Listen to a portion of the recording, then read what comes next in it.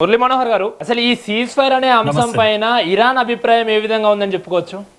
Iran అంటే కాస్త అమెరికాతో పోల్చినప్పుడు ఇరాన్ బలహీనమైన దేశమే.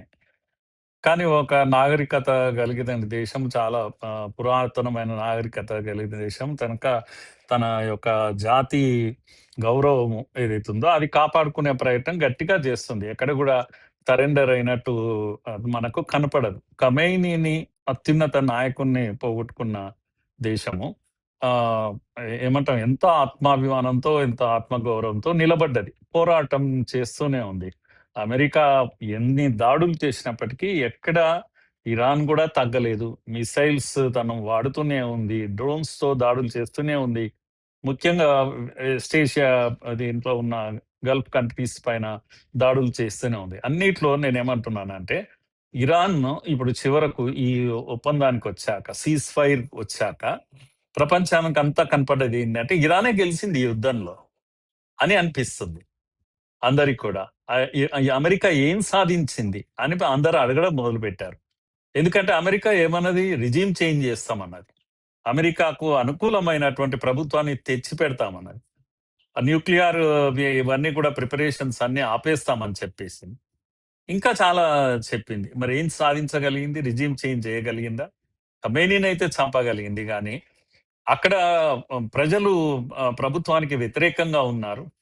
అసంతృప్తితో ఉన్నారు. ఒక ప్రజా ప్రభుత్వాన్ని తెస్తామని ప్రపంచానికి చెప్పింది. ఇప్పుడు ప్రజలు ఎవరితో ఉన్నారు చివరకు? ప్రజలు ఇప్పుడు ఈ ప్రభుత్వంతోనే నిలబడ్డారు గదా! అందుకే మొన్నటి ఖమేనీ అంత్యక్రియల తర్వాత ఇరాన్ ఒక గట్టి మెసేజ్ ఇచ్చే ప్రయత్నం చేసింది. మనం చూడాల్సినటువంటి విషయం ఏమంటే, ఇరాన్ చెప్తూ ఉంది ప్రపంచానికి. 100 దేశాల ప్రతినిధులు వచ్చారు. అంటే దాని అర్థమేంది? మేము ఐసోలేట్ కాలేదు. గ్లోబల్ పాలిటిక్స్‌లో, ముఖ్యంగా ఇస్లామిక్ వరల్డ్‌లో ఇరాన్ ఒంటరైపోతుంది అనేటువంటి మెసేజ్ అమెరికా ఇవ్వాలనుకున్నది. కానీ ఖమేనీ యొక్క అంత్యక్రియల్లో ఒక ప్రకటన, చేయని ప్రకటన ఏంటి అంటే, ఈరోజు ఇరాన్ ఐసోలేట్ కాలేదు. ఇరాన్‌తో 100 దేశాలు నిలబడ్డాయి. పెద్ద పెద్ద దేశాలు, బలమైన దేశాలు, చైనా, రష్యా లాంటి కంట్రీస్ కూడా అక్కడ ప్రతినిధులుగా వచ్చారు. అంటే అర్థమైంది, ఇరాన్‌తో నిలబడ్డారు. ప్రపంచం మాతో ఉంది. మేము ఒంటరిగా లేమనేటువంటి మెసేజ్ ఇచ్చారు. తర్వాత ప్రజలు, లక్షలాది మంది ప్రజలు అక్కడొచ్చి ఖమేనీ యొక్క అంత్యక్రియల్లో పాల్గొని వాళ్ళు ఏడవడం, ఇవన్నీ చూశాక ప్రజలెవరితో ఉన్నారు? ప్రజలు ప్రభుత్వంతోనే ఉన్నారు. ప్రజలు యుద్ధానికి సిద్ధంగానే ఉన్నారు. సో, ఇలాంటి కొన్ని మెసేజెస్ చాలా క్లియర్‌గా ఇచ్చింది. పైనుంచి పెట్టిన డిమాండ్స్‌లలో ఇరాన్ చాలా గట్టిగా మాట్లాడుతున్నదేంది? శాంక్షన్స్ ఎత్తివేయాలి. అమెరికా రెడీ అయిపోయింది. ఇరాన్ డిమాండ్సే గదా ఇవన్నీ గూడా. ఫ్రోజెన్ అసెట్స్‌ను రిలీజ్ చేయాలి.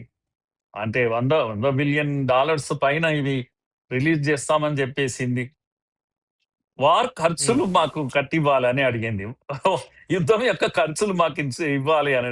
సుమారు $300 బిలియన్ ఇవన్నీ అవును. కూడా ఆహ్, బహుశా దాన్ని కూడా ఆల్‌మోస్ట్ ఒప్పుకున్నది. సో, గల్ఫ్ ఆఫ్ హర్మూజ్ ఎలా ఉండేదండి యుద్ధానికి ముందు?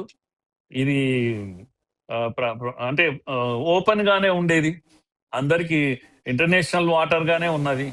కానీ యుద్ధం తర్వాత అమెరికా సాధించింది ఏంది? ఇరాన్ చేతిలో పెట్టింది. అంటే ఇరాన్ హ్మ్. వచ్చి దాన్ని కబ్జా పెట్టేసి అక్కడ రవాణాను ఆపేసింది. కనుక ఇప్పటికి కూడా అంటే ఈ సీజ్ ఇరాన్ ఫైర్‌లో ఈ నౌకలపై అదేమీ దాడి చేయడం తేలలేదు. వెనుక ఉన్నటువంటి వ్యూహం ఏంటని చెప్పుకోవచ్చు? వ్యూహం అదే. అంటే మేమేమి లొంగేవాళ్ళం కాదు. మీరు మా హ్మ్. దగ్గరికి రావాల్సిందే, చర్చలకు రావాల్సిందే. దీన్ని ఇప్పట్లో అయ్యేదేం కాదు. మాకు అయినా అమెరికా మోసం చేస్తుందనే ఒక అనుమానం ఉంది. అన్ని ఆ ఒప్పందాలను బ్రేక్ చేసేటువంటి అలవాటు అమెరికాకుంది. కనుక మాకు ఫ్రోజెన్ అసెట్స్ మాకు వస్తాయనే నమ్మకం లేదు. యుద్ధం ఖర్చులు మేము మెల్లమెల్లగా ఇస్తామని మెల్లగా సన్నాయి నొక్కింది అమెరికా. కనుక ఇది అమెరికా ఇచ్చే పరిస్థితిలో లేదు, ఇవ్వదు అనేటువంటి ఒక అనుమానం ఇరాన్‌కి ఇప్పటికీ ఉంది. కనుక నేనేమంటున్నా అంటే, ఈ మొత్తం యుద్ధంలో అసలు యుద్ధం స్టార్ట్ చేసింది ఎవరు? ఇప్పుడు యుద్ధంలో సాధిస్తున్నది ఎవరు? అనే విషయం వచ్చినప్పుడు మొదలుపెట్టిందేమో అమెరికా. లేని డిమాండ్‌లన్నీ సాధించుకుంటున్నది ఇప్పుడు ఇరాన్. ఇది గదా టోటల్‌గా ఇమేజ్.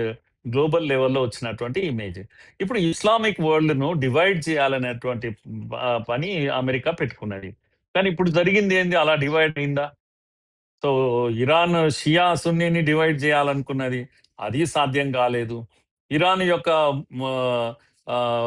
హిజ్బుల్లా తర్వాత ఈ టెర్రర్ గ్రూప్స్ మూడిటిని, హౌతీస్ వీళ్ళను ఖతం చేయాలనుకున్నది. అది కాలేదు. మరి ఏం సాధించినట్టు అమెరికా? అందుకే ఇజ్రాయెల్ చాలా కోపంగా ఉంది. ఎప్పటి వరకైతే ఈ హిజ్బుల్లాలను వీళ్ళను ఖతం చేయదో ఇజ్రాయెల్ అంతవరకు యుద్ధము ఆపదు. ఇజ్రాయెల్ చాలా క్లియర్ గా ఉంది. యుద్ధం ఆగిపోయినట్టుగా ఇజ్రాయెల్ కు ఎప్పుడు ఫీలింగ్ లేదు. అవుట్ ఆఫ్ వార్ లేదు ఇజ్రాయెల్ ఇప్పుడు కూడా, మానసికంగా కానీ ఫిజికల్ గా కానీ. అమెరికా అనేమో ఒకసారి వార్ బయటికి వెళ్ళిపోయినట్టు చెప్తుంది, ఇంకోసారి ఇంకో క్షణంలోనో వార్ లో ఉన్నామని చెప్తుంది. ఇప్పుడు కొత్తగా వచ్చిన నినాదం ఏంటి అని అంటే, మాటలు లేవు, మాట్లాడుకోవడాలు లేవు అనే సినిమా డైలాగ్ లాగా ఉంది ఇప్పుడు ట్రంప్ చెప్తున్నది. అవును, అవును. దాంతో మార్కెట్ అంతా అతలాకుతలం అయిపోతుంది. ఒక్కసారి మన దగ్గర కూడా మార్కెట్ ఇది అయిపోతుంది. రేపు మళ్ళా ఆయిల్ రిజర్వ్స్ పెద్ద సమస్య ప్రపంచానికి. అమెరికాకు కూడా ఇప్పుడు ఆయిల్ రిజర్వ్స్ తక్కువగానే ఉన్నాయి. ఇది కేవలం బ్రీతింగ్ టైం అమెరికా తీసుకున్నది. అయినా ఇంకా సరిపోలేదు. ఆయిల్ కనుక స్టెబిలైజ్ చేయకపోతే అనేక దేశాలు తిరగబడతాయి. అమెరికాకు ఆ భయం ఉంది. అందుకని యుద్ధం ఇప్పుడు కంటిన్యూ చేస్తాము, తాడో పేడో తేలుస్తాము అనే మాట మాట్లాడుతున్నప్పటికీ కూడా అమెరికాను వెనక్కి లాగేది అదొక్కటే. అమెరికాలో ప్రజలు కూడా హ్యాపీగా లేరు. కనుక అక్కడ కూడా అదేంటి పెట్రోల్ ధరలు ఇవన్నీ కూడా పెరిగిపోయినాయి. కస్టమర్ కూడా అమెరికాలో హ్యాపీగా లేరు. ఓటర్ అమెరికాలో హ్యాపీగా లేరు. అందుకని ఎన్ని బీరాలు పలికినప్పటికి కూడా ఇప్పటి ట్రంప్ యుద్ధం చేస్తాడు అనేది నాకైతే అనుమానమే. కాకపోతే బార్గెనింగ్ కోసం మళ్ళా ఏదో చేస్తున్నాడు అని. కానీ ఇరాన్ ఇప్పట్లో తగ్గదు. అమెరికా దీనివల్ల నష్టపోవాల్సిందే. ట్రంప్ ఇప్పుడు గతంలో ఇరాక్ తో యుద్ధం చేస్తే సాధించింది ఏంది? బుష్ అప్పట్లో ఇరాక్ ను మళ్ళా ఎప్పుడు లేచి నిలబడే స్థితి లేకుండా చేశాడు. కనీసం ఈ రోజు కూడా ఇరాక్ కోలుకోలేదు.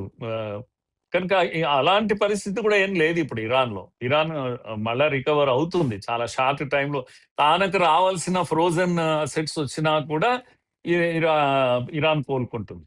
కనుక అన్ని తప్పులే. నేను చూస్తున్నది మాత్రం అమెరికా చేసినవి సిరీస్ ఆఫ్ బ్లండర్స్ గా నేను చూస్తున్నాను. ఈ సిరీస్ ఆఫ్ బ్లండర్స్ లో చివరకు లాభపడేది ఇరాన్ లాగా కనిపిస్తుంది నాకు.